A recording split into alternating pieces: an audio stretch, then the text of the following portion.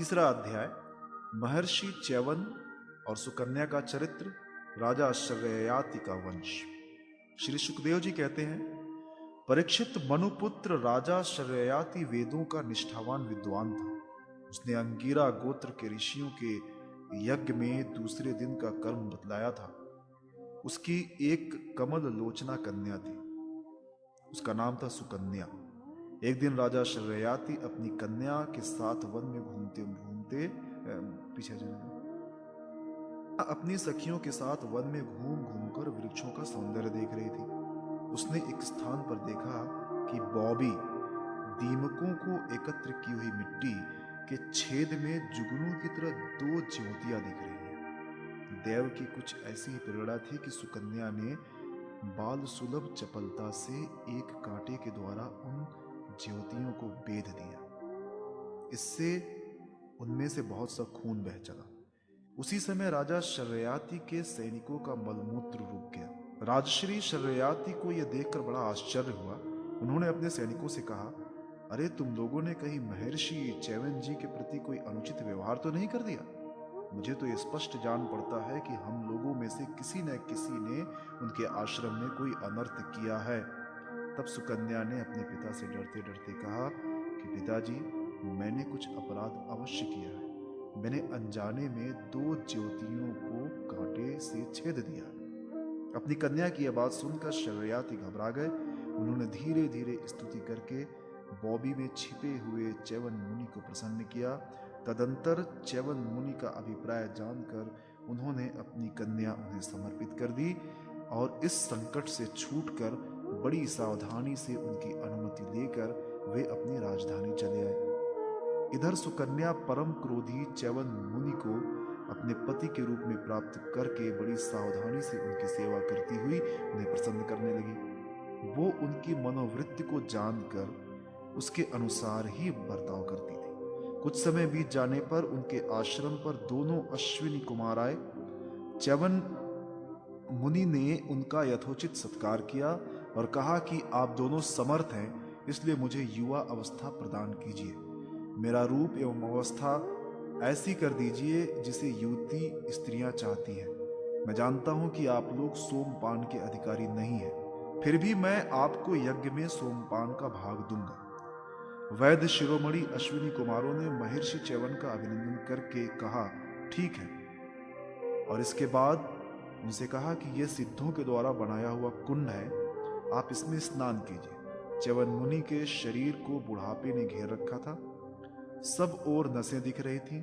झुर्रियां पड़ जाने एवं बाल पक जाने के कारण वे देखने में बहुत भद्दे लगते थे। अश्विनी कुमारों ने उन्हें अपने साथ लेकर कुंड में प्रवेश किया। उसी समय कुंड से 3 पुरुष बाहर निकले। वे तीनों ही कमलों की माला, कुंडल और सुंदर वस्त्र पहने एक से मालूम होते थे। वे बड़े ही सुंदर एवं स्त्रियों को प्रिय लगने वाले थे। परम साध्वी सुंदरी सुकन्या ने जब देखा कि ये तीनों ही एक आकृति के तथा सूर्य के समान तेजस्वी हैं, तब अपने पति को न पहचान कर उसने अश्विनी कुमारों की शरण ली। उसके पतिव्रत से अश्विनी कुमार बहुत संतुष्ट हुए।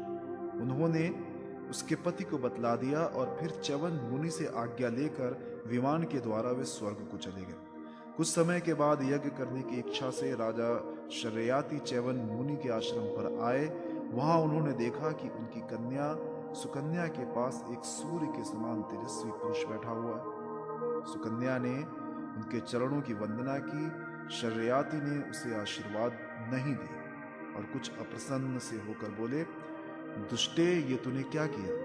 क्या तूने सबकी वंदनीय च्यवन मुनि को धोखा दे दिया? अवश्य ही तूने उनको बूढ़ा और अपने काम का न समझकर छोड़ दिया और अब तू इस राह चलते जार पुरुष की सेवा कर रही है। तेरा जन्म तो बड़े ऊंचे कुल में हुआ था, ये उल्टी बुद्धि तुझे कैसे प्राप्त हुई? तेरा ये व्यवहार तो कुल में कलंक लगाने वाला है। अरे राम राम, तू निर्लज्ज होकर जार पुरुष की सेवा कर रही है और इस प्रकार अपने पिता और पति दोनों के वंश को घोर नरक में ले जा रही है। राजा शर्ययाति के इस प्रकार कहने पर पवित्र मुस्कान वाली सुकन्या ने मुस्कुराकर कहा, पिताजी, ये आपके जामाता स्वयं भृगुनंदन महर्षि च्यवन ही है। इसके बाद उसने अपने पिता से महर्षि च्यवन के यौवन और सौंदर्य की प्राप्ति का सारा वृत्तांत कह सुना। वो सब सुनकर राजा शर्ययाति अत्यंत विस्मित हुए। उन्होंने बड़े प्रेम से अपनी पुत्री को गले लगा लिया। महर्षि च्यवन ने वीर शर्ययाति से सोमयज्ञ का अनुष्ठान करवाया और सोमपान के अधिकारी न होने पर भी अपने प्रभाव से अश्विनी कुमारों को सोमपान कराया। इंद्र बहुत जल्दी क्रोध कर बैठे, इसलिए उनसे यह सहा न गया। उन्होंने चिढ़कर शर्ययाति को मारने के लिए वज्र उठाया। महर्षि च्यवन ने वज्र के साथ उनके हाथ को वही स्तंभित कर दिया। तब सब देवताओं ने अश्विनी कुमारों को सोम का भाग देना स्वीकार कर लिया। उन लोगों ने वैद्य होने के कारण पहले अश्विनी कुमारों का सोमपान से बहिष्कार कर रखा था। परीक्षित, शर्ययाति के 3 पुत्र थे, उत्तान बरही, आनर्त और भूर्यशेण। आनर्त से रेवत हुए।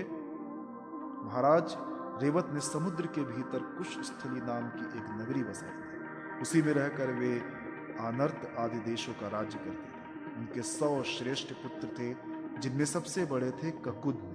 ककुदनी अपनी कन्या रेवती को लेकर उसके साथ वर पूछने के उद्देश्य से ब्रह्मा जी के पास गए। उस समय ब्रह्मलोक का रास्ता ऐसे लोगों के लिए बेरोक टोक था। ब्रह्मलोक में गाने बजाने की धूम मची हुई थी। बातचीत के लिए अवसर न मिलने के कारण वे कुछ क्षण वहीं ठहर गए। उत्सव के अंत में ब्रह्मा जी को नमस्कार करके उन्होंने अपना अभिप्राय निवेदन किया। उनकी बात सुनकर भगवान ब्रह्मा जी ने हंसकर उनसे कहा, महाराज, तुमने अपने मन में जिन लोगों के विषय में सोच रखा था वे सब तो काल के गाल में चले गए।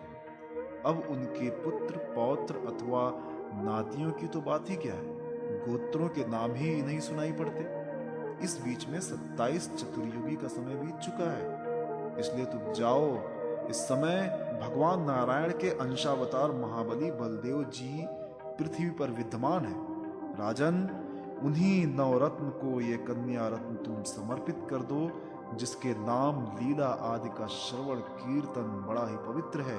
वे ही प्राणियों के जीवन सर्वस्व भगवान पृथ्वी का भार उतारने के लिए अपने अंश से अवतीर्ण हुए। राजा कुकुदनी ने ब्रह्मा जी का यह आदेश प्राप्त करके उनके चरणों की वंदना की और अपने नगर में चले आए। उनके वंशजों ने यक्षों के भय से ये नगरी छोड़ दी थी और जहां तहां यूं ही निवास कर रहे थे। राजा कुकुदनी ने अपने सर्वांग सुंदरी पुत्री परम बलशाली बलराम जी को सौंप दी और स्वयं तपस्या करने के लिए भगवान नर नारायण के आश्रम बद्रीवन की ओर चल दिए।